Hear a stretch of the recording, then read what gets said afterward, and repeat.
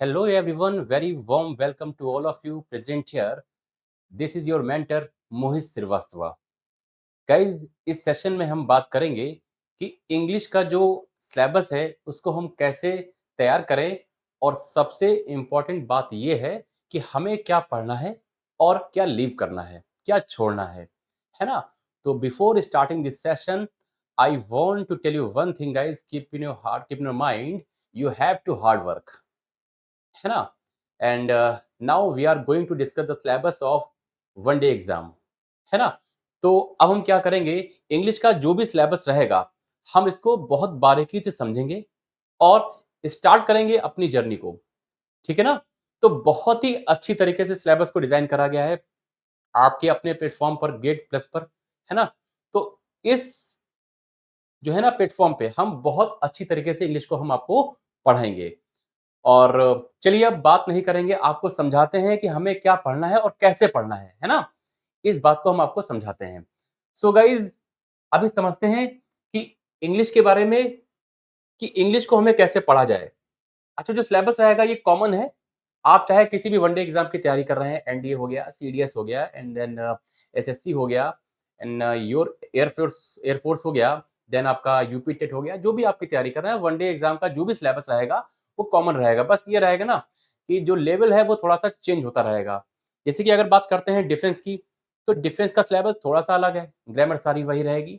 Then अगर बात करते हैं एसएससी की, सिलेबस सारा वही रहेगा। देन आपके जो है आरसी वगैरह इसमें इंक्लूड हो जाएंगे। तो ऐसे ही लेवल जो है घटता बढ़ता रहेगा। सो गाइज अब आपको समझाते हैं कि इंग्लिश को कैसे पढ़ाया जाएगा। बात करते हैं जब हम इंग्लिश की, तो इसमें हमारे कुछ की पॉइंट हैं, इनको आपको ध्यान में रखना पड़ेगा। की पॉइंट क्या है? देखिए लिखा हुआ है इंग्लिश, लिखा हुआ है क्या? लिखा हुआ है English, NDA, CDS, SSC and all one day exam, जिसमें भी इंग्लिश आती है उसका ये सिलेबस है, ठीक है ना? अब मैं बात करता हूं आपको कैसे मैं पढ़ाऊंगा। देखिए इसके जो की पॉइंट है उसको ध्यान में रखेंगे। पहला जो पॉइंट है वो लिखा है इन डेप्थ टॉपिक डिस्कशन। जी हाँ दोस्तों, जो भी टॉपिक आपको पढ़ाया जाएगा उसकी जो है ना, जो डीप में नॉलेज होती है वो आपको प्रोवाइड करी जाएगी। डेप्थ नॉलेज जो भी रहेगी वो प्रोवाइड करी जाएगी। सो आप जो है, आपने पढ़ा होगा, जैसे भी पढ़ा होगा बिल्कुल अलग अंदाज में आपको यहाँ पे पढ़ाया जाएगा, ठीक है ना? जो भी अंग्रेजी का डर है कि सर अंग्रेजी को कैसे पढ़ा जाए, कैसे समझा जाए, है ना, एग्जाम में कैसे मार्क्स इंक्रीज करे जाएं, तो इस पर भी हम डिस्कशन करेंगे और बिल्कुल प्रैक्टिकल वे में इंग्लिश को पढ़ाएंगे आपको हम, ठीक है ना? कोई रूल्स एंड रेगुलेशन नहीं रहेगा, बिल्कुल प्रैक्टिकल वे में आपको समझाया जाएगा, ठीक है ना? चलिए, अब जो पहला पॉइंट है लिखा हुआ है इन डेप्थ टॉपिक डिस्कशन। जितने भी टॉपिक पढ़ाए जाएंगे आपको डेप्थ में पढ़ाए जाएंगे, यानी कि बेसिक से लेकर एडवांस तक आपको पढ़ाया जाएगा। जो भी इसके की पॉइंट होंगे, जो भी चैप्टर रहेगा, सपोज मैंने नाउन पढ़ाया तो नाउन को पहले आपको बेसिक जो भी बातें रहेंगी बेसिक समझाया जाएगा और इसके एडवांस लेवल तक आपको ले जाया जाएगा। सो यहां पे इसी मैंने की पॉइंट डाला है डेप्थ टॉपिक डिस्कशन। और दूसरा जो पॉइंट है गाइस वो क्या है? लिखा है चैप्टर वाइज एग्जाम ओरिएंटेड की पॉइंट। बिल्कुल सही बात है। अगर आपने टॉपिक पढ़ लिया है तो उसके जितने भी एग्जाम में आए प्रीवियस ईयर क्वेश्चन है या एग्जाम ओरिएंटेड क्वेश्चन बनेंगे वो आपसे डिस्कस करे जाएंगे, है ना? जो भी आपको पूछना होगा आप अपने डाउट पूछेंगे, है ना? तो आपने टॉपिक पढ़ने के बाद, आपने टॉपिक पढ़ा और उस पर जितने भी बेस्ड होंगे प्रीवियस ईयर के क्वेश्चन, जो भी टॉपिक से रिलेटेड होंगे वो डिस्कस करे जाएंगे, है ना? तो यहां पर हमने बात रखी है चैप्टर वाइज जो भी टॉपिक पढ़ेंगे वो हम एग्जाम ओरिएंटेड क्वेश्चन करेंगे।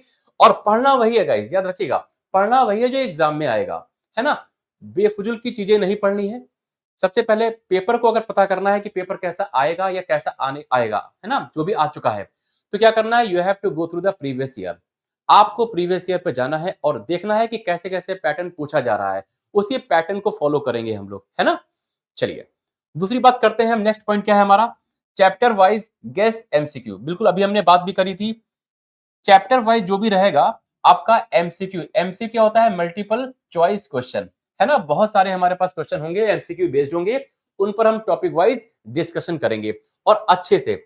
और बेस्ड ऑन पीवाईक्यू, जो भी एमसीक्यू करेंगे वो किस पर बेस्ड होंगे? PYQ. PYQ stand for previous year questions. Are you getting my point? अब अगला जो पॉइंट है कि जितने भी आपके चैप्टर वाइज हैं प्रीवियस ईयर क्वेश्चन हो जाएंगे आपके, और जितने भी आपको नोट्स पढ़ाए जाएंगे वो पीडीएफ फॉर्म में आपको प्रोवाइड होंगे। All notes provided in PDF form, है ना? तो जितने भी नोट्स रहेंगे वो आपके पीडीएफ फॉर्म में रहेंगे। अगला जो पॉइंट है वो कौन सा है? Problem solving session. ये बहुत ही इंपॉर्टेंट की पॉइंट है, की फैक्टर है, इसे ध्यान में रखेंगे कि सर आपने पढ़ तो लिया, आपने पढ़ तो लिया, उसमें जो भी डाउट रह जाएंगे आपके, तो उसका एक डाउट सेशन बनाया जाएगा और जो भी डाउट आपके बनेंगे उनको आपको बताया जाएगा। तो हमारी ये की पॉइंट है, बिल्कुल बेसिक बातें हैं, सबको पता होंगी, डेप्थ में पढ़ना है, अच्छे से पढ़ना है, क्योंकि आप देख ही रहे हैं कि आपका जो कट ऑफ है बहुत ज्यादा हाई जा रहा है, तो उसके बिहाफ पे हम तैयारी करेंगे, है ना? चलिए, अब आपको हम बताते हैं कि हमारा सिलेबस क्या है इंग्लिश का, क्योंकि ये जो क्लास है ना, वो इंट्रोडक्शन ऑफ इंग्लिश, यानी इंग्लिश का जो भी सिलेबस है वो हम डिस्कस करेंगे। ये कुछ की पॉइंट थे, इसको आप ध्यान में रखेंगे, इसको हम ऐसे ही आपको बता दिया है, ठीक है ना? अब मैं समझाता हूं कि इसके की पॉइंट आगे क्या है, इसका सिलेबस क्या है, समझाते हैं आपको हम। देखिए, इसका जो सिलेबस है इसको हमने 3 सेगमेंट में बांटा है। ग्रामर, वोकैब, देन क्या है कॉम्प्रिहेंशन। इंग्लिश को 3 हिस्सों में बांटा गया, ग्रामर, वोकैब एंड देन क्या है कॉम्प्रिहेंशन। देखिए ग्रामर में क्या होता है, ग्रामर में जितने भी आपके पार्ट्स ऑफ स्पीच आते हैं, है ना, उसमें मैंने इसको जोड़ा है। देन वोकैब में क्या है, आपको पता ही होगा, आपके एग्जाम में एंटोनिम्स आता है, सिनोनिम्स आते हैं, वन वर्ड आते हैं, है ना, फ्रेजल वर्ब आती हैं, तो इनका हम डिस्कशन करेंगे और कई सारे वर्ड से वर्ड हम बनाएंगे, है ना। और देन जो है तीसरा पार्ट कौन सा है, कॉम्प्रिहेंशन। इसमें बहुत सारे सेगमेंट आते हैं, जैसे कि मैं बात करता हूं unseen passage, that is called reading comprehension, Hindi में कहते हैं अपठित गद्यांश। उसके बाद बात करते हैं, इसी पर यहाँ पे पूछा जाता है क्लोज टेस्ट। क्या पूछा जाता है, क्लोज टेस्ट। देन बात करते हैं, आपका एक सेगमेंट आता है PQRS, that is called rearrangement, para jumbled, है ना, ये भी आपके एग्जाम में आता है, ये कॉम्प्रिहेंशन का ही एक पार्ट है। और देन फिलर्स आते हैं, फिलर्स आपके वोकैब बेस्ड भी हो सकते हैं और आपके ग्रामर बेस्ड भी हो सकते हैं। तो इन सबको तैयार करने के लिए हमारी क्या रणनीति रहेगी, सबसे पहले हम ग्रामर के सेगमेंट पे आते हैं और इसको समझते हैं कि हमें कैसे कैसे पढ़ना है, और जिस जिस हिसाब से मैंने आपको डिजाइन करा है इसी के हिसाब से आपको हम पढ़ाएंगे, है ना। चलिए, अब हम समझते हैं कि सर हमारा ग्रामर का जो सेगमेंट है उसको हम कैसे पढ़ेंगे और कैसे पढ़ाया जाएगा। देखिए, पहला जो टॉपिक रहेगा इंग्लिश का, क्या टॉपिक है, टॉपिक का नाम क्या है गाइस, टॉपिक का नाम क्या है, बेसिक ऑफ इंग्लिश। टॉपिक का नाम क्या है, बेसिक ऑफ इंग्लिश, यानी कि जो इंग्लिश का जो सबसे पहले जो फंडामेंटल है, जो फंडामेंटल है इंग्लिश का, इसको हम कैसे समझे। तो ये जो क्लास रहेगी कम से कम आपकी 4 से 5 लेक्चर में रहेगी। इसमें हम इंग्लिश का जो बेस रहेगा, जैसे कि इंग्लिश क्या है, लैंग्वेज है कि सब्जेक्ट है, क्लॉज क्या होता है, सब्जेक्ट क्या होता है, फ्रेज क्या होती है, वर्ड क्या होता है, एनाफोरा क्या होता है ना। तो ये सारे की टर्म जो है हम डिस्कस करेंगे यहाँ पर। तो ये जो चैप्टर है ना गाइज, ये बहुत ही इंपॉर्टेंट है, इस पर हम ज्यादा करेंगे फोकस, क्योंकि जब हमारा बेसिक तैयार होगा इंग्लिश का, जो भी हमारा आधार है, जो भी सब्जेक्ट हम तैयार करते हैं उसका पहले हम बेस तैयार करते हैं। तो इस टॉपिक में हम अंग्रेजी का जो बेस रहेगा वो हम यहाँ पर पढ़ेंगे, है ना। तो टॉपिक का नाम क्या है, बेसिक ऑफ इंग्लिश, या कह सकते हैं फंडामेंटल ऑफ इंग्लिश, है ना। देन जो बात करते हैं टॉपिक, जब ये पढ़ लेंगे बेसिक ऑफ इंग्लिश, लगभग इसमें जो है 4 से 5 लेक्चर रहेंगे हमारे, क्योंकि यहां से हम बेसिक तैयार करेंगे अपने हम, ठीक है ना। देन जो है जब बेसिक ऑफ इंग्लिश को जब हम अच्छे से पढ़ लेंगे, 4 से 5 लेक्चर हम अच्छे से पढ़ेंगे, देन जो मूव करेंगे, किस पर मूव करेंगे, एक टॉपिक है टेंस, है ना। हालांकि ये पार्ट ऑफ स्पीच में नहीं आता है, लेकिन फिर भी मैंने ग्रामर के सेगमेंट में इसे ऐड करा है। टेंस को पढ़ेंगे हम, और टेंस के कुछ बेसिक चैप्टर रहेंगे। बेसिक, इसको 2 हिस्सों में मैंने बांटा है, बेसिक और हर चैप्टर को बेसिक और एडवांस में। तो टेंस को यहां पढ़ा जाएगा, ठीक है ना। तो टेंस को हम पढ़ेंगे, टेंस का भी जो चैप्टर रहेगा आपका लगभग 5 से 6 लेक्चर में रहेगा, इसको भी हम अच्छे से करेंगे डिस्कस, है ना। देन जो है टेंस के बाद, क्योंकि आपको पता होगा कि सर आपने क्या करा है, कि आपने पहले टेंस लिखा है, वर्ब लिखा है, एक्टिव पैसिव लिखा है, नरेशन लिखा है। सर आपने ऐसा क्यों लिखा, आप पहले नाउन लिख सकते थे, है ना। तो नाउन लिखने का मुद्दा यहां पर नहीं है। सबसे पहले हम बात करेंगे टेंस की, और आपको पता है टेंस वर्ब का एक पार्ट होता है, टेंस जो होता है वर्ब का एक पार्ट होता है। तो टेंस को पढ़ेंगे, और टेंस के साथ ही साथ जो वर्ब का जो बेसिक होता है वो वहां पे पढ़ लेंगे हम। यानी कि टेंस जो है वो रिलेटेड है किससे, वो रिलेटेड है वर्ब से, तो वर्ब को भी हम अच्छे से पढ़ेंगे, है ना। वर्ब को भी 2 हिस्सों में बांटा गया है, बेसिक और एडवांस, बेसिक और एडवांस। और लगभग ये भी जो है चैप्टर रहेगा, ये इसमें 5 से 6 लेक्चर आपके रहेंगे, अच्छे से पढ़ना है हमको, है ना? बहुत अच्छे से डिज़ाइन करा है। लेक्चर जो है आपके आगे-पीछे भी हो सकते हैं, कम ज़्यादा भी हो सकते हैं, लेकिन मुद्दा ये है कि सर हम जो पढ़ें वो हमारे एग्ज़ाम में आए। आप ऐसा पढ़ा दीजिए सर कि जो हम पढ़ें वो हमारे एग्ज़ामिनेशन में आ जाए और हमारा एग्ज़ाम क्वालीफाई हो जाए। तो देन बात करते हैं, देखिए हमने टेंस पढ़ लिया, टेंस को अच्छे से पढ़ेंगे, टेंस का पोस्टमार्टम करेंगे। देन पढ़ेंगे आपकी वर्ब। वर्ब में बहुत सारे सेगमेंट हैं। कुछ लोग इसे बोलते हैं बेसिक, बोलते हैं एडवांस, है ना? बेसिक में आपकी फाइनाइट वर्ब्स आती हैं और एडवांस में क्या होता है, नॉन फाइनाइट वर्ब्स आती हैं, है ना? तो इस पर भी हम डिस्कशन करेंगे, बहुत अच्छे से आपको हम समझाएँगे और ये दावा है मेरा कि इस तरीके से आपने अंग्रेजी नहीं पढ़ी होगी। बिल्कुल यूनिक वे रहेंगे। मेरा खुद का जो एक्सपीरियंस है वो मेरा रहेगा, है ना? कहीं का कॉपी पेस्ट नहीं रहेगा। चलिए, बात करते हैं आगे। देन जो है वर्ब से रिलेटेड कौन है? वर्ब से ही रिलेटेड कौन है? एक्टिव पैसिव, है ना?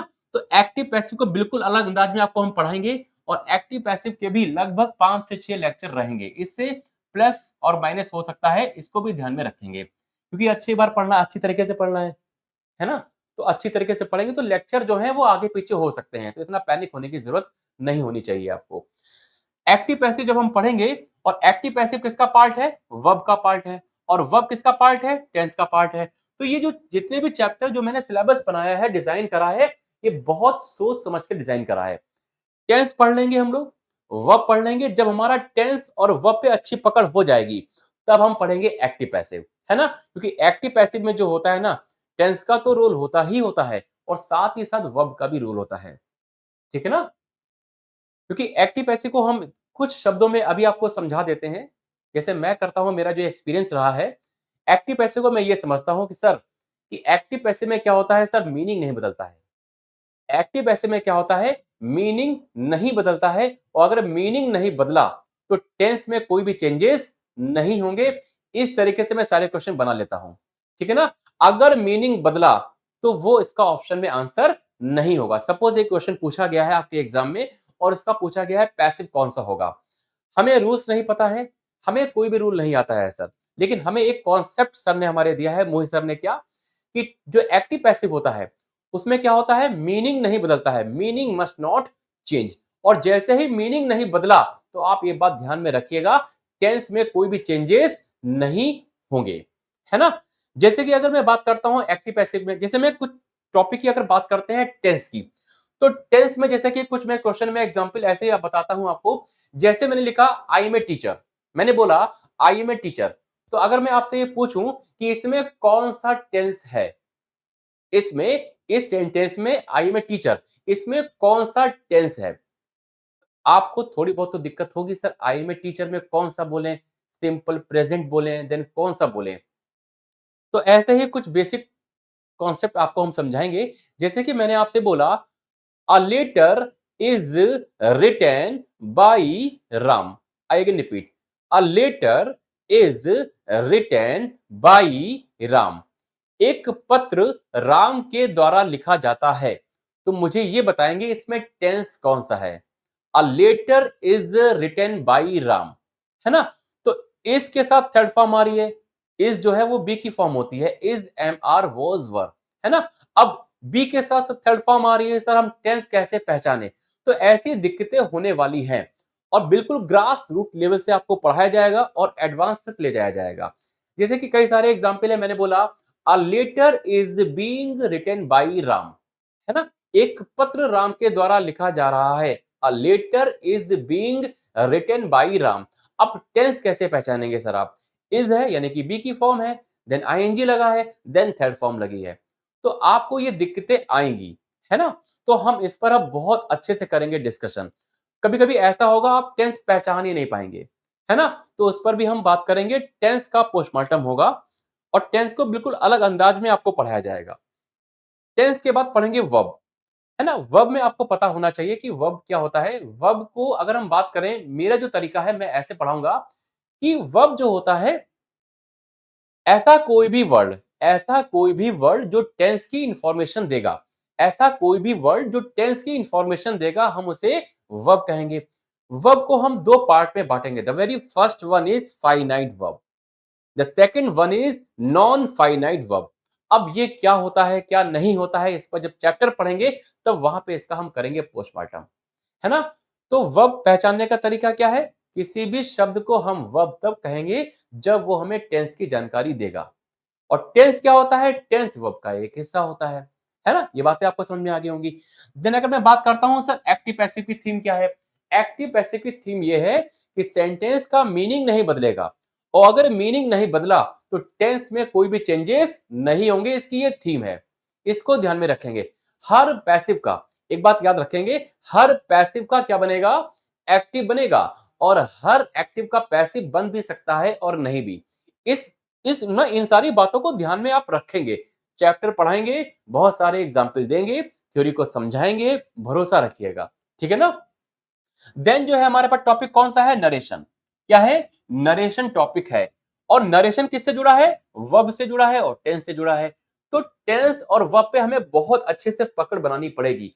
और इन पर पकड़ बनाने के लिए आपको एक चैप्टर पढ़ना है, बेसिक ऑफ इंग्लिश।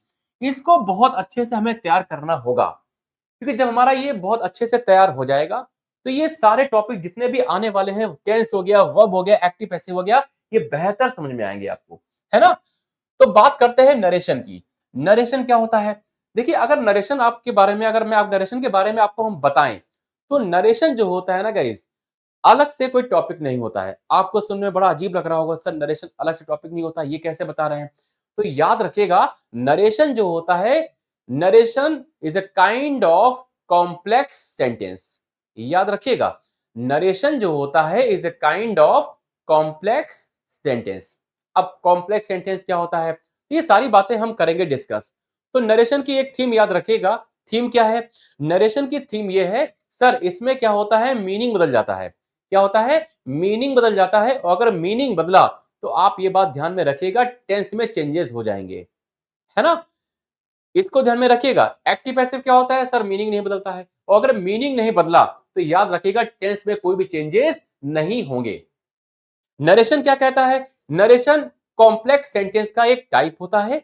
और नरेशन में क्या होता है? मीनिंग बदल जाता है। और अगर जैसे मीनिंग बदला तो याद रखिएगा, टेंस में चेंजेस हो जाएंगे, है ना? तो ये नरेशन की थीम है। जब टॉपिक वाइज हम आपको पढ़ाएंगे, नरेशन के कई सारे लेक्चर लेंगे, तो उसको आपको जो है ना बेहतरीन अंदाज में बता पाएंगे। और ये भरोसा रखिएगा, बिल्कुल यूनिक वे होंगे, मेरा खुद का एक्सपीरियंस रहेगा, है ना?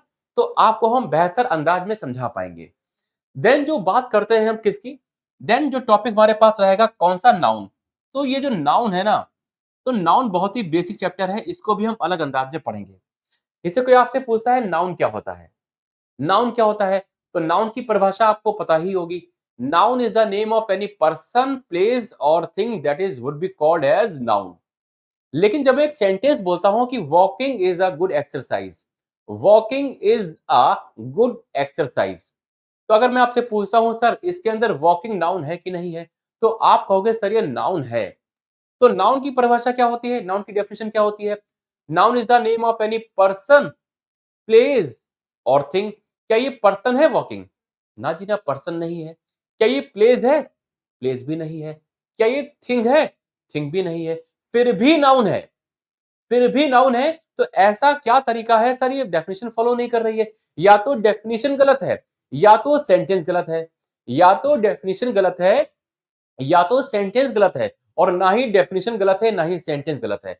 तो इस अंदाज में अगर वॉकिंग नाउन है, तो नाउन के 5 जो कैटेगरी होती हैं, प्रॉपर होता है, कॉमन होता है, तो वॉकिंग को हम किस नाउन की कैटेगरी में रखेंगे? तो ऐसे बहुत सारे क्वेश्चन रहेंगे। जैसे कि आपने सुना होगा, बहुत सारे टर्म सुने होंगे, जैसे कि मैं बात करता हूं सीनरी की। सीनरी की अगर मैं बात करता हूं, तो सीनरी ये कैसा नाउन है? काउंटेबल है कि अनकाउंटेबल है? तो आप कहोगे सर ये अनकाउंटेबल नाउन है। तो अनकाउंटेबल की कौन सी कैटेगरी है? अनकाउंटेबल में दो ही नाउन जाते हैं, मटेरियल और एब्स्ट्रैक्ट नाउन जाते हैं। तो सर इसको हम किस कैटेगरी में रखें? तो ऐसे कई सारे नाउन रहेंगे जो, है ना, जिनका कोई नाम नहीं होगा, है ना? तो नाउन बियॉन्ड लिमिट होंगे ये सारे। बहुत सारी चीजें आपको हम डिस्कस करेंगे। जैसे कि बात करता हूं मैं, अगर मैं आपसे कहता हूं मैंगो नाउन है कि नहीं है, तो आप कहेंगे सर बिल्कुल नाउन है। मैं पूछूं काउंटेबल है कि अनकाउंटेबल है, तो कहोगे सर आप ये काउंटेबल है। क्यों है सर? मैंगो को तो मैं काउंट कर सकता हूं। लेकिन एक बास्केट रखी है, अभी मैं समझा रहा हूं, टॉपिक के बारे में मैं कैसे पढ़ाऊंगा, मेरी जो रणनीति क्या रहेगी, समझाने का तरीका क्या रहेगा। एक बास्केट रखी है और उस बास्केट में बहुत सारे फ्रूट रखे हुए हैं, बहुत सारे फल रखे हैं। मैंने मैंगो निकाला। अब मैंगो क्या है? अब प्रॉपर नाउन है। बात समझ में आ रही है? एक बास्केट है, बास्केट में बहुत सारे फल रखे हैं। मैंने मैंगो निकाला तो मैंगो कैसा नाउन है? प्रॉपर नाउन है। लेकिन मैंगो से जब आपका सिलेक्शन हो जाएगा, आपने बनाया मैंगो से मैंगो जूस। मैंगो जूस जैसे ही बनाया तो अब मैंगो कॉमन नहीं रहेगा। मैंगो क्या हो जाएगा? मैंगो अब हो जाएगा मटेरियल नाउन। अब मैंगो का मैंगोज नहीं होगा। तो इस टेक्निक से हम पढ़ेंगे। जैसे कि आप सुनते हैं स्टोन के बारे में। अगर मैं कहता हूं स्टोन सर काउंटेबल है कि अनकाउंटेबल है? सर जब हम इसे काउंट करेंगे तो ये काउंटेबल हो जाएगा, जब इससे बनाएंगे तो अनकाउंटेबल हो जाएगा। मैंने कहा मैंने नदी में 2 पत्थर फेंके। I threw 2 stones in the river. तो यहाँ पे जो स्टोन है ना गाइस, स्टोन तो कोई सा भी हो सकता है। तो स्टोन कैसा नाउन है? कॉमन नाउन है। और जैसे जब आप कहते हैं कि मेरा घर स्टोन से बना है, पत्थर से बना है, अब स्टोन किस कैटेगरी का नाउन हो जाएगा? अब ये मटेरियल नाउन हो जाएगा। तो ऐसे बहुत सारी चीजें आपको हम समझाएंगे, बिल्कुल अलग अंदाज में। जो भी ग्रामर का सेगमेंट रहेगा उस पर हम बात करेंगे। बिल्कुल न्यू अप्रोच रहेगी, बिल्कुल न्यू कॉन्सेप्ट रहेंगे। मेरा जो एक्सपीरियंस रहा है पढ़ाने का, वो मैं सारी चीजें आपके साथ शेयर करूंगा। बात समझ में आ गई है? देन आपको पढ़ाया जाएगा क्या? आर्टिकल पढ़ाया जाएगा। देखिए, आर्टिकल को अगर मैं आपसे पहला बेसिक क्वेश्चन अगर मैं पूछ दूं, मेरा कराने का पढ़ाने का तरीका क्या रहेगा? अगर मैं कह दूं कि आर्टिकल को हिंदी में क्या कहा जाता है, तो कहोगे सर आप अनुच्छेद कहते हैं, सामान कहते हैं, जाने क्या क्या कहते हैं। तो याद रखिएगा, आर्टिकल को हिंदी में, वैसे इसकी कोई हिंदी नहीं होती है, लेकिन फिर भी याद रखिएगा, आर्टिकल को हिंदी में कहा जाता है उपपद। क्या कहा जाता है? उपपद। आर्टिकल के लिए कुछ कीवर्ड याद रखिएगा, ए, एन, द, ये सारे ही वर्ड क्या हैं? आर्टिकल हैं। मुझे एक बात समझ में आती है सर कि अगर सेंटेंस में कहीं पर आर्टिकल आएगा तो नाउन आएगा। यानी कि एक बात समझ में आई सरकार, क्या कि आर्टिकल का जो सीधा रिलेशन है वो किसके साथ है? नाउन के साथ है। यानी कि आर्टिकल आएगा तो कौन आएगा? नाउन आएगा। और नाउन आएगा, आर्टिकल आने की संभावना होगी या नहीं भी हो सकती है। तो इसको ध्यान में रखेंगे। ए एन द, आर्टिकल आएगा तो नाउन आएगा। बहुत सारे टर्म हम डिस्कस करेंगे। जैसे आप लोगों ने पढ़ा है सर गंगा से पहले द आता है, तो सर क्यों आता है? प्रॉपर नाउन से पहले तो आर्टिकल नहीं आता है। प्रॉपर से पहले आर्टिकल नहीं आता है, फिर भी गंगा से पहले द आ रहा है ना? तो ये सारे कीवर्ड हम डिस्कस करेंगे। ऐसा क्यों है, इसके पीछे का लॉजिक जानने की कोशिश करेंगे। बिल्कुल प्रैक्टिकल वे में, बिल्कुल यूनिक अप्रोच के साथ, बिल्कुल नए कॉन्सेप्ट के साथ आपको पढ़ाया जाएगा। तो आप मेरे साथ बने रहिएगा, है ना? अभी डिस्कशन कर रहे हैं कि टॉपिक को हम क्या कैसे पढ़ाएंगे, क्या क्या हमारे जो है टॉपिक के नेम है। देन जो है एक एक टॉपिक का हम पोस्टमार्टम करेंगे। बिल्कुल जीरो से पढ़ाया जाएगा और एडवांस लेवल तक ले जाया जाएगा आपको, है ना? तो ये बात हो गई आर्टिकल की। अब मैं बात करता हूं किसकी? अब मैं बात करता हूं प्रोनाउन की। प्रोनाउन, देखिए, अगर मैं बात करता हूं प्रोनाउन की तो मैं कैसे पढ़ाऊंगा? एक टेक्निक, एक परिभाषा मैं आपको दे रहा हूं। दुनिया का कोई भी वर्ड, दुनिया का कोई भी वर्ड बदले में अगर आपको नाउन दे रहा है तो उसे क्या कहा जाएगा? उसे प्रोनाउन कहा जाएगा। बस इतनी ही बात याद रखिएगा। जो नाउन के फंक्शन रहेंगे, जो नाउन के फंक्शन रहेंगे। अब सर नाउन के फंक्शन क्या होते हैं? सब्जेक्ट होता है, देन ऑब्जेक्ट होता है। आपने बेसिक पढ़ा होगा, बिल्कुल अलग अंदाज में आपको पढ़ाया जाएगा। बात करते हैं सर प्रोनाउन के बारे में। तो एक परिभाषा बता दी है क्या? दुनिया पहचानने का तरीका, नाउन पहचानने का तरीका बताया है। प्रोनाउन की बात करते हैं तो दुनिया का कोई भी वर्ड अगर बदले में नाउन देगा तो उसे क्या कहा जाएगा? उसे प्रोनाउन कहा जाएगा। हिंदी में कहते हैं सर्वनाम। नाउन के बदले में जो शब्द यूज करे जाते हैं उन्हें कहा जाता है प्रोनाउन, है ना? फंक्शन के बिहाफ पे समझेंगे। प्रोनाउन जो होता है सेंटेंस में सब्जेक्ट बन सकता है, ऑब्जेक्ट बन सकता है, कॉम्प्लीमेंट बन सकता है, और क्या बन सकता है? प्रेपोजिशनल ऑब्जेक्ट बन सकता है। तो ये जो भी बातें रहेंगी हम करेंगे डिस्कस, है ना?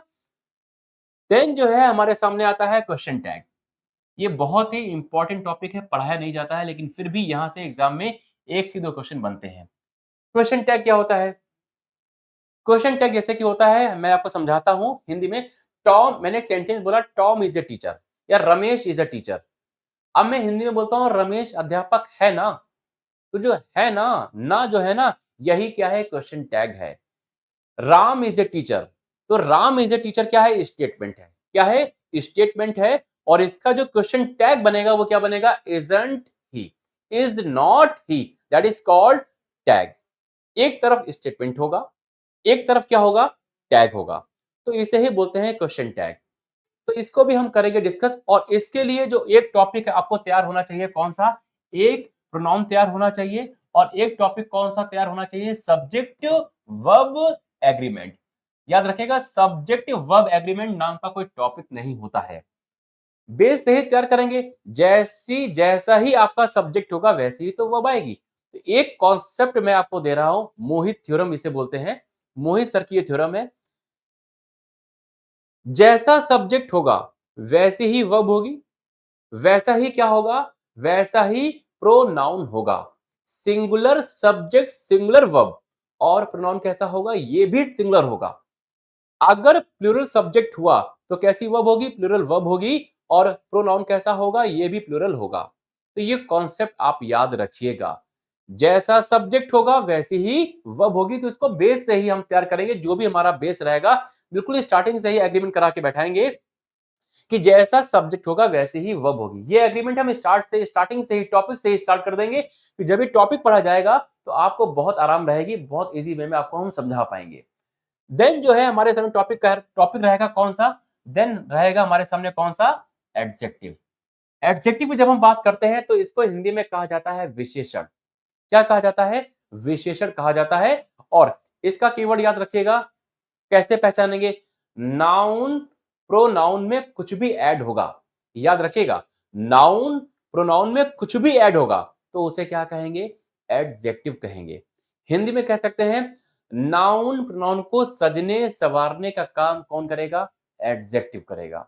याद रखिएगा, नाउन प्रोनाउन को सजने संवारने का काम कौन करेगा, एडजेक्टिव करेगा। छोड़िए ना, कह सकते हैं नाउन प्रोनाउन में जो भी ऐड हो रहा है, जो भी एक्स्ट्रा इंफॉर्मेशन आ रही है, अब वो क्लॉज भी हो सकती है, अब वो फ्रेज भी हो सकता है। तो इस आधार पे हम समझेंगे कि एडजेक्टिव क्या होता है। तो नाउन प्रोनाउन में जो भी ऐड होगा, जो भी एक्स्ट्रा इंफॉर्मेशन होगी, उसे कहा जाएगा क्या, उसे कहा जाएगा एडजेक्टिव कहा जाएगा, है ना। तो इस पर हम बहुत अच्छे से पढ़ेंगे, डिस्कशन कितने टाइप होते हैं, जितने भी है ना, इनको डेप्थ में पढ़ेंगे हम। अभी इंट्रो क्लास है तो आपको इंट्रो दिया जा रहा है ना। देन पढ़ेंगे क्या, एडवर्ब पढ़ेंगे। क्या पढ़ेंगे, एडवर्ब पढ़ेंगे। देखिए, एडवर्ब खुद चिल्ला चिल्ला के बोल रहा है क्या, कि भैया कुछ वर्ब में ऐड कर दो। क्या कर दो, कुछ वर्ब में ऐड कर दो।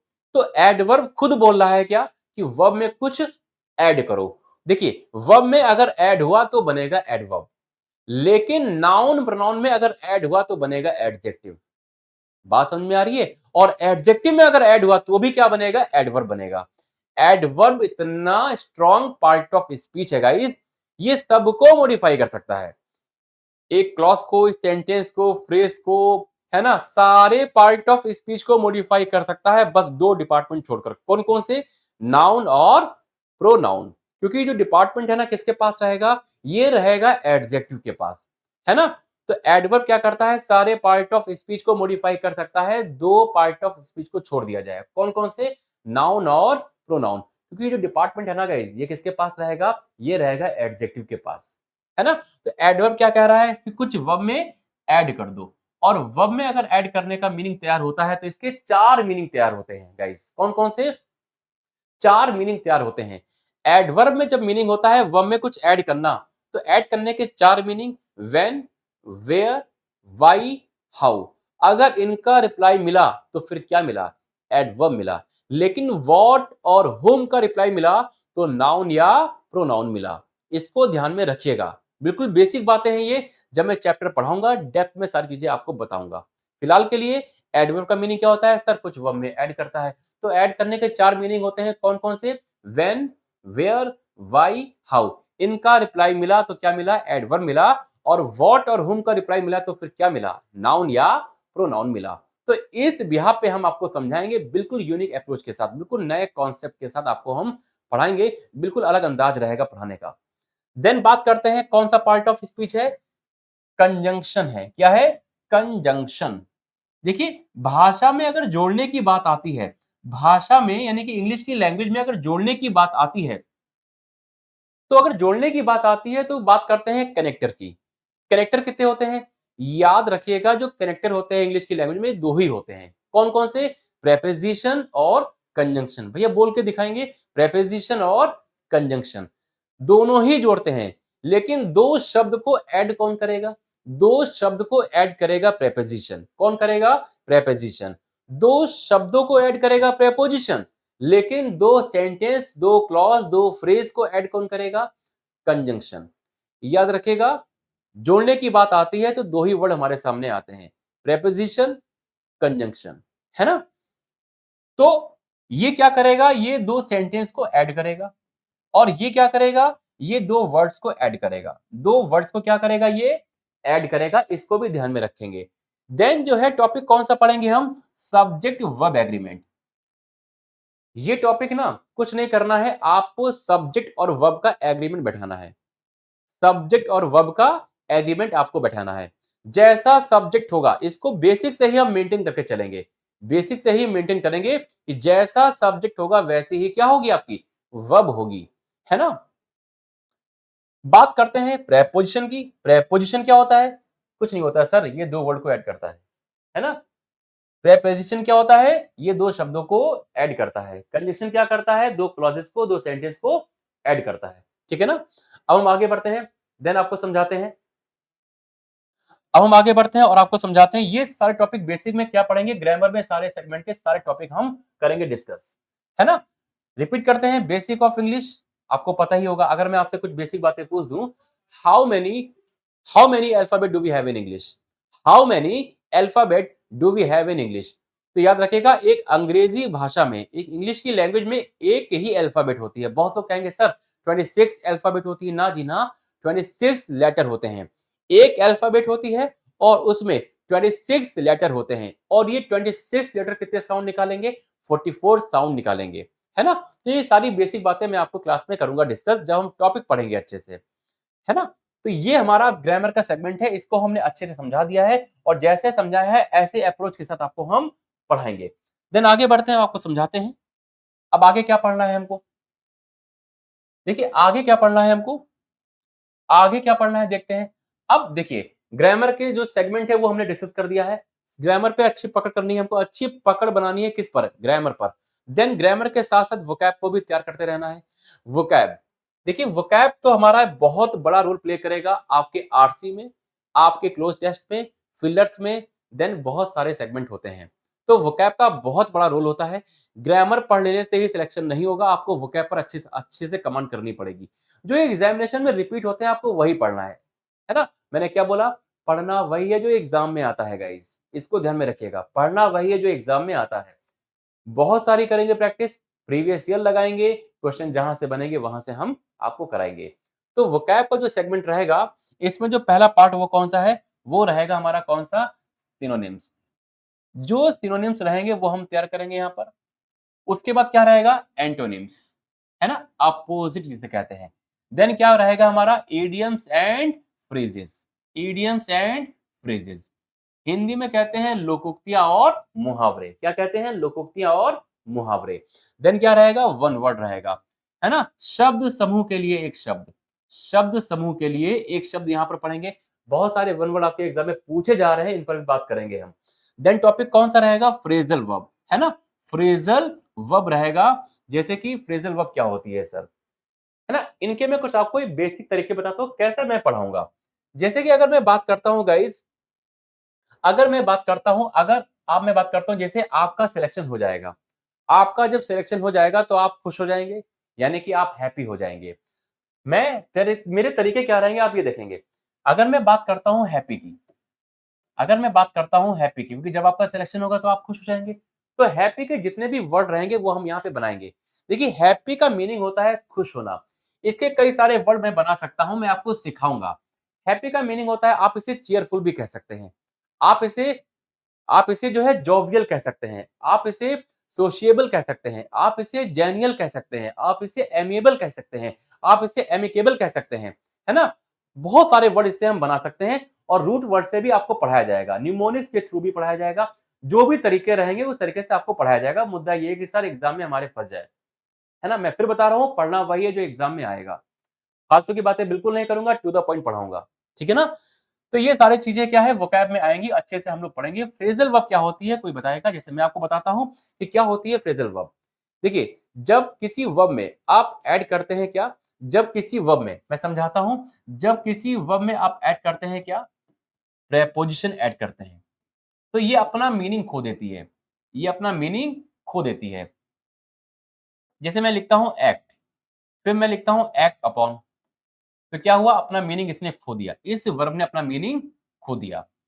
तो वर्ब के साथ कोई कनेक्टर ऐड हो जाता है तो उसे कहा जाता है फ्रेजल वर्ब कहा जाता है ना? तो इसी अप्रोच के साथ वोकैब का सेगमेंट आपको पढ़ाएंगे। डेली बेस पे आप जितने भी डेली बेसिस पे वर्ड बनेंगे, हम द हिंदू से उठाएंगे, प्रीवियस से उठाएंगे, है ना, पीवाईक्यू से बना देंगे। तो सारी चीजें हम यहाँ पे तैयार करेंगे अच्छी तरीके से। तो अब इस वोकैब को हम, वोकैब से जब हम आगे बढ़ेंगे तो इससे कुछ बेसिक क्वेश्चन मैं आपसे पूछूंगा। अगर मैं पूछता हूं कि सर बच्चों बताओ कि आई के साथ एम आएगा कि इज आएगा, आई के साथ एम आएगा कि इज आएगा? देखिए, ग्रामर पढ़ लेंगे अच्छी तरीके से, वोकैब पढ़ लेंगे, और ग्रामर को भी पढ़ा जाएगा किसने, फंक्शनल ग्रामर पढ़ी जाएगी, फंक्शनल ग्रामर पढ़ी जाएगी, अप्रोच के साथ पढ़ी जाएगी। आई के साथ एम आता है कि इज आता है?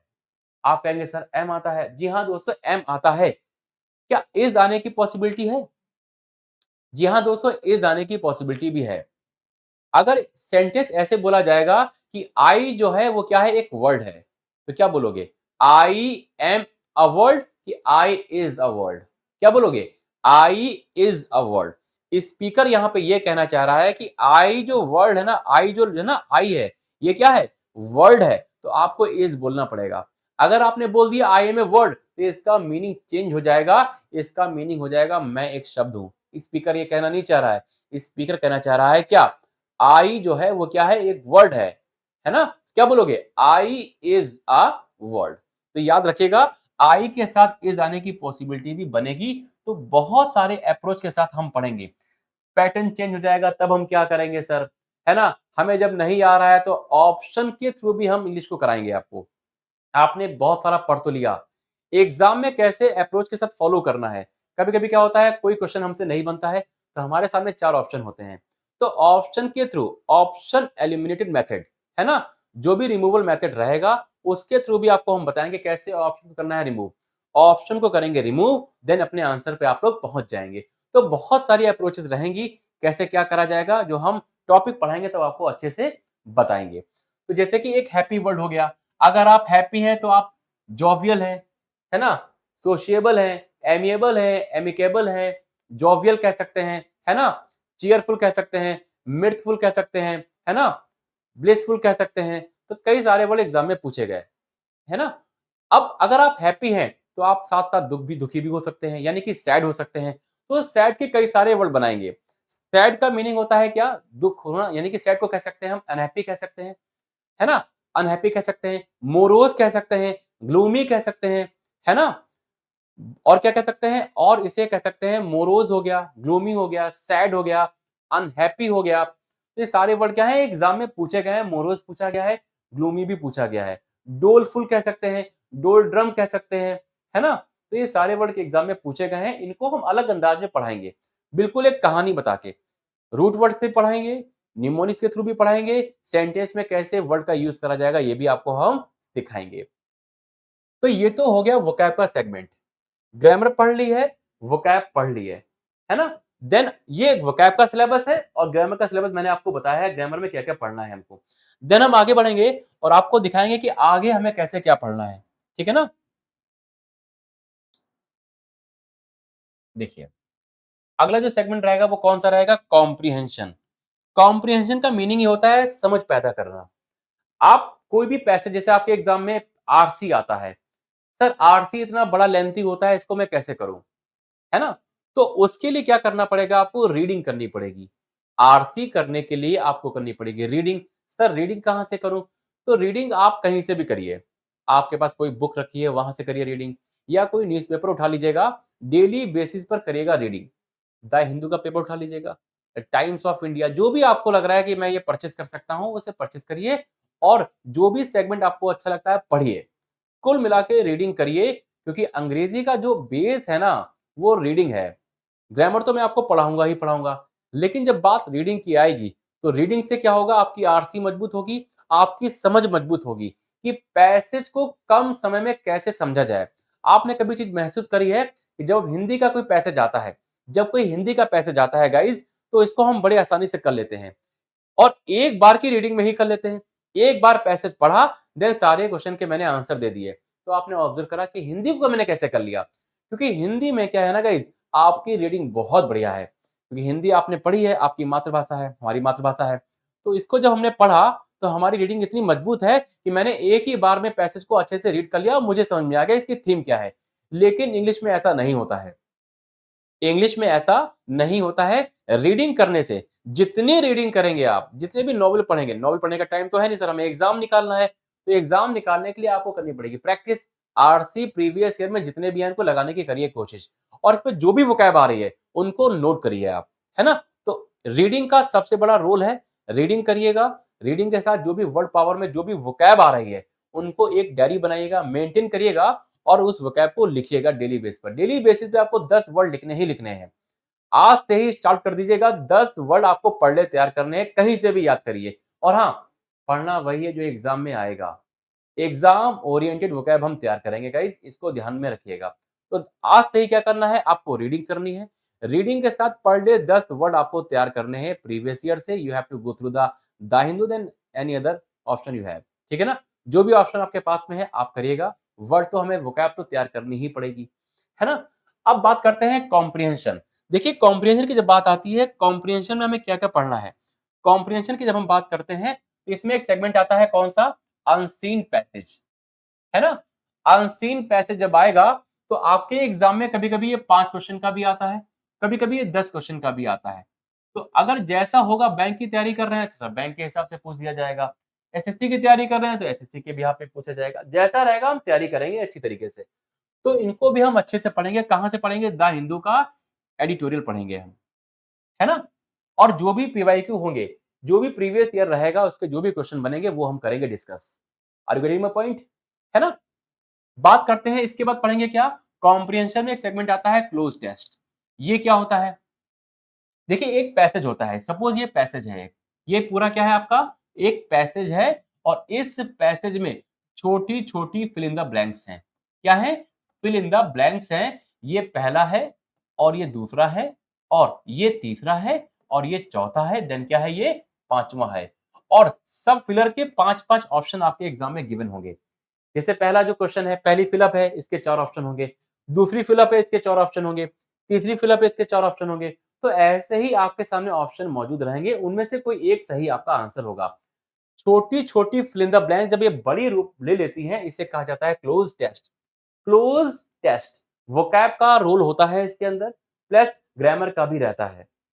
रीडिंग मजबूत करिएगा, कॉम्प्रिहेंशन यानी कि आरसी, क्लोज टेस्ट फ्री के नंबर होते हैं। देन जो सेगमेंट आता है कौन सा? पैराजंबल आता है। पैराजंबल क्या होता है सर? इसे बोलते हैं PQRS। कभी-कभी ABCD के फॉर्म में भी आता है। कुछ नहीं होता है सर। 4 सेंटेंस दे रखे होते हैं ABCD, A, B, C और D। इनको क्रम में लगाना पड़ता है। जैसे कि मैंने बोला, राम इज ए टीचर, है ना? And he studies in my class. तो ऐसे ही 4 सेंटेंस आपके सामने होंगे और इन 4 सेंटेंस को क्रम में लगाना पड़ेगा। तो क्रम में लगाने को ही बोला जाता है parajumble, that is called rearrangement. क्या बोलते हैं? सेंटेंस को क्रम में लगाना। 4 सेंटेंस होंगे या 5 होंगे या 6 होंगे, जो भी रहेगा। तो इनको क्रम में लगाने के लिए आपको इसे ही बोला जाता है क्या? Parajumble, that is called rearrangement. एक तो तरीका ये है, ये ओल्ड पैटर्न पे आ रहा है, पूछा जा रहा है। अब जो नया ट्रेंड क्या चल रहा है, जैसे कि आपके सेंटेंस में पी सेंटेंस बना के दे दिया गया और यहाँ पे पहला, दूसरा, तीसरा, चौथा, देन यहाँ पे QRST, देन यहाँ पे दे दिया गया यू और एक सेंटेंस ये गिवन है। तो कैसे करना है? पी जो सेंटेंस है ये आपका अरेंज है, ये अरेंज है, इसको छूना नहीं है। देन इसके बाद कौन-कौन से सेंटेंस बन सकते हैं? हो सकता है इसके बाद ये वाला पहला आ जाए, ये इसके बाद आ जाए, देन इसके बाद ये आ जाए, देन इसके बाद ये आ जाए। तो इनको क्रम में लगाना है, पहला फिक्स है और आपका जो लास्ट वाला है ये भी फिक्स है। अब ये पैटर्न चल रहा है, इस पैटर्न पे भी हमको पढ़ाई करनी पड़ेगी, तो ऐसे क्वेश्चन एग्जाम में आ रहे हैं। पहले इनको पढ़ेंगे, बहुत बेसिक से पढ़ाएंगे, फिर जो है एडवांस में इसको पढ़ाएंगे, है ना? तो जैसे भी रहेगा हर तरीके से हिसाब लगा लिया जाएगा। कुल मिला के ये है कि सर मुझे नंबर लाने हैं, है ना? तो ये पैटर्न अभी आ रहा है। सेंटेंस ये फिक्स रहता है, ये भी फिक्स रहता है। जो अंदर के सेंटेंस होते हैं इनको करना पड़ता है, क्रम में लगाना पड़ता है। That is called rearrangement. ठीक है ना? तो अनसीन पैसेज हो जाएगा, cloze test, para jumble. Then बात करते हैं फिलर्स की। देखिए ये कहां से आएगा सर? ये रीडिंग से आएगा। किससे आएगा? रीडिंग से। और रीडिंग कहां से करनी पड़ेगी? आप द हिंदू पढ़िए, क्योंकि अगर आप एग्जाम की तैयारी कर रहे हैं, कॉम्पिटेटिव एग्जाम की तैयारी कर रहे हैं या बैंक की तैयारी कर रहे हैं, एसएससी की तैयारी कर रहे हैं, क्योंकि एसएससी का लेवल बहुत ज्यादा बढ़ गया है, कट ऑफ बहुत ज्यादा जा रही है, तो उस बिहाफ पे क्या करना पड़ेगा? आपको द हिंदू का पेपर पढ़ना पड़ेगा। इजी रहता है, मैं आपको पढ़ाऊंगा। द हिंदू का पेपर आपको रीड करना पड़ेगा और इसके बिहाफ पे हम अनसीन पैसेज बनाएंगे, क्लोज टेस्ट बनाएंगे, पैराजंबल बनाएंगे और फिलर्स। फिलर्स को कहा जाता है फिल इन द ब्लैंक्स। कुछ नहीं होता है, एक सेंटेंस दे दिया जाता है और उसमें आपका एक फिलअप पूछी जाती है और उसके 4 ऑप्शन होते हैं, ए, बी और सी और डी। इनमें से कोई एक ऑप्शन आपका सही होता है। तो एक फिलअप होगी तो इसे fill in the blanks single filler बोलेंगे। अगर 2 फिलर हुई तो बोलेंगे डबल फिलर्स। और अगर बहुत सारी फिलर्स आ गई तो इसे बोला जाएगा क्लोज टेस्ट, है ना? चलिए, तो ये तो हमारा बात हो गई कॉम्प्रिहेंशन की। तो हमने बात क्या करी है? करते हैं एनालिसिस। हमने ग्रामर की बात करी। ग्रामर में जितने टॉपिक है वो आपको हमने पढ़ाए, समझाए कैसे पहचानना है। टॉपिक वाइज जब हम पढ़ेंगे तो इसको डिटेल में डेप्थ में पढ़ाया जाएगा आपको। और टॉपिक पढ़ने के बाद उसके जो भी टॉपिक आपने पढ़ा है उसके पीवाईक्यू और एमसीक्यू कराए जाएंगे, है ना? ये सारी बातें ध्यान में रखिएगा आप लोग। जब हम आगे बढ़ते हैं, अब हम देखते हैं अब हमें आगे क्या करना है ना? ये भी देखते हैं। बात करते हैं फॉर बेटर अंडरस्टैंडिंग। जी हाँ, सही बात भी है। ग्रामर पढ़ ली है, वोकैब भी अच्छे से पढ़ रहे हैं, सब चीजें मेंटेन हो रही है सर, और बढ़िया तरीके से अंडरस्टैंडिंग कहां से लाई जाए? तो इसके लिए मैंने आपको एक सार दिया है, रीडिंग रीडिंग रीडिंग। रीडिंग तो करनी ही पड़ेगी आपको। आप कोई भी पेपर पढ़िए, आपके पास कोई बुक रखी है, कुछ भी रखा है, आप रीडिंग करिए। रीडिंग करने के लिए आपको एक पेपर आपको फॉलो करना पड़ेगा, द हिंदू का। इसको पढ़ना ही पड़ेगा क्योंकि ये कॉम्पिटिटिव एग्जाम के लिए बहुत ही बढ़िया न्यूज़पेपर है, द हिंदू। द हिंदू आपको रीड करना पड़ेगा। और द हिंदू में वैसे तो आप जब स्टार्ट करेंगे ना, तो जिसमें आपका इंटरेस्ट है वो पढ़िएगा, लेकिन फिर भी एग्जाम के पॉइंट ऑफ व्यू से एडिटोरियल ये पढ़िएगा, है ना? आई थिंक तीसरे या चौथे पेज पे आपका होगा एडिटोरियल। तो द हिंदू में क्या पढ़ना है? एडिटोरियल। क्या पढ़ना है गाइस? एडिटोरियल पढ़ना है। और पढ़ना है, रीडिंग करनी है। नहीं समझ में आएगा पहली बार में, बिल्कुल भी समझ में नहीं आएगा, लेकिन जैसे आप धीरे धीरे पढ़ना शुरू करेंगे, पहले दिन नहीं समझ में आएगा, दूसरे दिन नहीं आएगा, लेकिन तीसरे दिन क्या होगा ना, धीरे धीरे बातें आपको समझ में आएंगी, क्योंकि हम वोकैब नोट करते जा रहे हैं। जो भी वोकैब आ रही है उसका रिवीजन कर रहे हैं। वोकैब का रिवीजन बहुत मस्ट है। कोई भी टॉपिक पढ़िएगा उनका रिवीजन बड़ा मस्ट है, क्योंकि पढ़ तो ले रहे हैं आप, रिवीजन नहीं कर रहे हैं, सारी चीजें बेकार हो जाएंगी। तो रीडिंग करनी है कहां से? द हिंदू का सेगमेंट कौन सा है? एडिटोरियल। इसे हिंदी में कहते हैं संपादकीय। क्या कहते हैं? संपादकीय। तो ये पढ़ना है आपको। और इसी के बिहाफ पे हम जब अब द हिंदू को पढ़ेंगे ना गाइज, द हिंदू के बिहाफ पे जो भी रहेगा अनसीन पैसेज वो हम बनाएंगे यहीं से। जैसे मैंने कोई आपको कराया पैसेज, सपोज मैंने कोई पैसेज कराया आपको द हिंदू का, है ना? क्या कराया मैंने? एडिटोरियल कराया। अगर मैंने ये करा दिया तो इसी को बनाकर हम क्या पूछेंगे आपसे? RC, that is called unseen passage, reading comprehension. यहीं से पढ़ाएंगे और इसी से बनाएंगे क्या? आरसी। और इसी से क्या बनाएंगे? Cloze test. क्या बनाएंगे? क्लोज टेस्ट बनाएंगे इसी पैसेज से। कहीं जाना नहीं होगा, यहीं से करेंगे प्रैक्टिस। और यहीं से क्या बनाएंगे? पैराजंबल। क्या बनाएंगे? पैराजंबल। इसे कहते हैं PQRS। PQRS। तो ये टॉपिक जब हम पढ़ेंगे ना, एडिटोरियल बिल्कुल अलग अंदाज में आपको पढ़ाया जाएगा। ग्रामर तो फॉलो कराई जाएगी, साथ ही साथ इसकी वोकैब भी तैयार कराई जाएगी आपको। और इसी के बिहाफ पे जब हम पढ़ लेंगे ना एडिटोरियल, जब ये फिनिश कर देंगे, नेक्स्ट डे इसी के बिहाफ पर आपका आरसी होगा। इसी के बिहाफ पे क्या होगा? आपका क्लोज टेस्ट होगा। इसी के बिहाफ पे क्या होगा? इसी के बिहाफ पे होगा पैराजंबल। देन इसी के बिहाफ पे क्या होगा? एरर्स रहेंगी, क्योंकि जब आप बैंक की तैयारी करते हैं तो बहुत लेंथी पेपर आता है। इतने बड़े-बड़े सेंटेंस आ जाते हैं, सर हम इसको एरर में कैसे पढ़ें? एसएससी में तो बेसिक वाले सेंटेंस आते हैं, आप समझ जाते हैं, लेकिन एसएससी का लेवल भी अब हाई हो गया है। तो यहाँ से उठा के एडिटोरियल जब आप पढ़ते हैं ना, कभी-कभी पूरा डिट्टो उठा के एग्ज़ाम में पूछता है ना? तो हम इसी के बिहाफ़ पे पैराजंपर्ड, ग्रामर नहीं आती, लेकिन यहाँ से जब हम पढ़ाई करेंगे तो ग्रामर भी फ़ॉलो कर लेंगे, रीडिंग भी कर लेंगे, वोकैब भी तैयार कर लेंगे। जब ये सारी चीज़ तैयार हो जाएँगी, तो इसी के बिहाफ़ पे आंसरिंग पैसेज, इसी के बिहाफ़ पे क्लोज़ टेस्ट, इसी के बिहाफ़ पे पैराजंपर्ड, इसी के बिहाफ़ पे करेंगे एरर्स और इसी के बिहाफ़ पे करेंगे फिलर्स। क्या करेंगे? फिलर्स करेंगे। तो इसी एडिटोरियल बेस्ड करेंगे हम। देखिए गाइज़, ये पीवाईक्यू से बिल्कुल अलग है सिस्टम। है ना? पीवाईक्यू करेंगे, आरसी करेंगे, वो तो पीवाईक्यू, एमसीक्यू चलता रहेगा आपका। लेकिन जब मैं पढ़ाऊँगा एडिटोरियल, जब मैं ये फिनिश कराऊँगा ना, इसी के बिहाफ़ पर, इसी एडिटोरियल में कराएँगे क्या? RC, cloze test, parajumble, error, fillers, then बहुत सारी चीज़ें। जब ये सारी चीज़ें हम पढ़ लेंगे, है ना? जब हमारी प्रैक्टिस अच्छी हो जाएगी, हमने सारा कोर्स पूरा कर लिया होगा, सारी चीज़ें अच्छे से पढ़ लेंगे हम लोग। तो क्या करेंगे ना, 20 से ही यानी कि लगभग नियर अबाउट 1 मंथ के बाद, 1 महीने के बाद से क्या करेंगे या 15 दिन के बाद से क्या करेंगे, डेली आपके 25 क्वेश्चन रहेंगे। ये प्रैक्टिस पे बेस्ड रहेंगे, है ना? क्योंकि पढ़ तो लेंगे, प्रैक्टिस कहाँ से करेंगे? तो क्या करेंगे ना गाइस, डेली आपके 25 क्वेश्चन मैं कराऊँगा डिस्कस, एमसीक्यू बेस्ड रहेंगे। और इनको करने की टेक्निक क्या रहेगी? ऑप्शन को रिमूव करेंगे, ऑप्शन पे पहुँचेंगे, ग्रामर आएगी नहीं आएगी डज़न्ट मैटर फॉर मी, लेकिन सर हम ऑप्शन के थ्रू भी जाएँगे और वहाँ से भी करेंगे एलिमिनेट, है ना? तो बहुत सारी अप्रोच रहेंगी, पढ़ा है तो कैसे करेंगे, नहीं पढ़ा है तो कैसे करेंगे, इसको ध्यान में रखेंगे। तो 25 क्वेश्चन डेली बेसिस पे ये आपके रहेंगे, प्रैक्टिस एमसीक्यू रहेंगे। और उसके बाद पीवाईक्यू रहेगा, पीवाईक्यू जो भी टॉपिक आपने पढ़ा, सपोज़ आपने नाउन पढ़ लिया सर, नाउन को मैंने आपको 10 लेक्चर में नाउन पढ़ा दिया और नाउन पढ़ाने के बाद क्या करेंगे, इसी पर बेस्ड हम क्या करेंगे, पीवाईक्यू कराएँगे। क्योंकि आपको ये तो पता होना चाहिए सर, एग्ज़ाम में आ रहा है कि नहीं आ रहा है। आप पढ़ा तो रहे हैं सर, एग्ज़ाम में पीवाईक्यू में जो आपने पढ़ाया है, एग्ज़ाम में फँस रहा है कि नहीं फँस रहा है? तो ऐसे ही पढ़ना है, भटकना कहीं पर नहीं है, पढ़ना वही है, मैं फिर बार-बार बोल रहा हूँ, पढ़ना वही है जो एग्ज़ाम में आएगा। और इसके लिए आपको प्रीवियस ईयर गो थ्रू करना ही पड़ेगा कि एसएससी का पैटर्न क्या रहा है, सीडीएस का पैटर्न क्या रहा है और अभी क्या चल रहा है ना? क्योंकि पैटर्न भी दिन पे दिन क्या हो रहा है, चेंज होता रह रहा है, तो इस पर ही फोकस करना पड़ेगा हमको। तो इस पर सारी बातें हम करेंगे। देन बात करेंगे ऑप्शन एलिमिनेशन मेथड। तो ये बहुत ही इंपॉर्टेंट फैक्टर है, क्योंकि एग्जाम में टाइम कम रहता है। सपोज कोई ऑप्शन, कोई सेंटेंस दे रखा है, कोई भी सेंटेंस दे रखा है, एरर निकालनी है।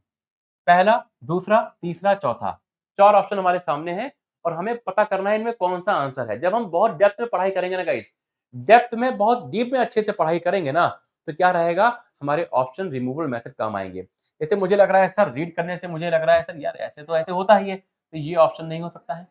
ये ऑप्शन तो बिल्कुल नहीं है, नो करेक्शन रिक्वायर्ड हो नहीं सकता, ये आंसर होगा। तो इस टेक्निक के साथ भी पढ़ेंगे। सपोज एग्जाम में हमने नहीं पढ़ा है, हमारा पढ़ा हुआ क्वेश्चन नहीं आया, तो इसको हम कैसे करेंगे? तो बहुत ही रणनीति के साथ हम सिलेबस को डिजाइन किए हैं। अच्छे से पढ़ाया जाएगा आपको, कहीं पर भी कोई दिक्कत नहीं आएगी और एक-एक टॉपिक को बहुत अच्छे से डिटेल में पढ़ाया जाएगा। हर टॉपिक का पोस्टमार्टम किया जाएगा। तो जितना भी हमने अभी आपको बताया है, शॉर्ट में बताते हैं। इंग्लिश को 3 हिस्सों में बाँटा गया, ग्रामर, वोकैब, कॉम्प्रिहेंशन। ग्रामर में क्या रहेगा? ग्रामर में रहेगा आपके पार्ट ऑफ स्पीच। उसके बाद टेंस रहेगा, एक्टिव पैसिव रहेगा, नरेशन रहेगा, क्वेश्चन टैग रहेगा, सब्जेक्ट वर्ब एग्रीमेंट रहेगा और आर्टिकल रहेगा। तो ये तो आपके ग्रामर का सेगमेंट हो जाएगा। देन पढ़ेंगे वोकैब। वोकैब में क्या रहेगा? वोकैब में आपकी antonyms, synonyms, one word, phrasal verb, ये वोकैब का सेगमेंट रहेगा। इसको भी हम नए अंदाज में पढ़ेंगे, निमोनिक्स के थ्रू, वन आपकी जो है रूट वर्ड के थ्रू, सेंटेंस मेकिंग कैसे करी जाएगी, इसको भी आपको हम सिखाएँगे। आपको कैसे लिखा जाए, सर मैंने पढ़ तो लिया, डिस्क्रिप्टिव में कैसे लिखूँ, इन पर भी बात हम करेंगे। तो बहुत अच्छी तरीके से सिलेबस को डिज़ाइन करा है। एक-एक टॉपिक को पढ़ाएँगे और लिखना भी आपको सिखा देंगे, है ना? एप्लीकेशन कैसे लिखी जाती है, सारी बातें मैं करूँगा।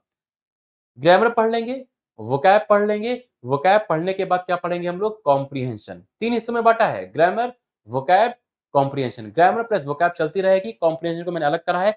कॉम्प्रिहेंशन जब हमारे 2 सेगमेंट अच्छे से पूरे हो जाएंगे, लगभग 50%, उसके बाद में RC, cloze test, parajumble, fillers मैं स्टार्ट करूंगा और एडिटोरियल आपका चलता ही रहेगा, है ना। उसके बाद हम लोग क्या पढ़ेंगे, कॉम्प्रिहेंशन पढ़ेंगे। ग्रामर प्लस वोकैब हो गई, देन पढ़ेंगे कॉम्प्रिहेंशन। इसमें क्या पढ़ेंगे, आरसी, रीडिंग कॉम्प्रिहेंशन पढ़ेंगे, देन क्या पढ़ेंगे, क्लोज टेस्ट पढ़ेंगे, पैराजंबल पढ़ेंगे और क्या पढ़ेंगे, फिलर्स पढ़ेंगे। तो ये सब बातें जब तैयार हो जाएंगी, इन सबके बिहाफ पे क्या करेंगे हम लोग, पीवाईक्यू करेंगे, है ना। प्रीवियस ईयर क्वेश्चन करेंगे और एमसीक्यू करेंगे और ऑप्शन एलिमिनेशन मेथड का भी यूज करेंगे हम। ये कब होगा, ये बहुत कुछ पढ़ने के बाद होगा गाइस, है ना। बहुत कुछ पढ़ने के बाद ही होगा। एक थ्योरम याद रखिएगा गाइस, एक थ्योरम याद रखिएगा, वो क्या है समझाते हैं आपको। देखिए मेरी जो थ्योरम है, मोहित मोहित थ्योरम, है ना। ये थ्योरम क्या है, याद रखिएगा, place P plus F, P plus F बराबर part of speech, part of speech. ये मोहित सर की थ्योरम है, इसी पर आधारित पूरी ग्रामर में पढ़ाऊंगा, इसी पर आधारित पूरी ग्रामर में पढ़ाऊंगा। प्लेस, फंक्शन, देन मिलके क्या बनाएगा, पार्ट ऑफ स्पीच बनाएगा। जैसे मैं कहूं, जैसे मैंने कहा मोहित, तो आप कहोगे सर ये नाउन है, नाउन तो है, ये सेंटेंस में कैसे यूज होगा, ये एडजेक्टिव बन सकता है कि नहीं बन सकता है, इस पर करेंगे डिस्कशन हम, ठीक है ना। तो गाइज हमने आपको सिलेबस अच्छी तरीके से समझा दिया है और देन जो है हम, जब हमारी क्लास लगेगी तो बिल्कुल फाउंडेशन से, बेसिक ऑफ इंग्लिश से शुरू करा जाएगा और एडवांस लेवल तक आपको पढ़ाया जाएगा। तो गाइज आज के लिए इतना रखते हैं, थैंक्स फॉर वॉचिंग।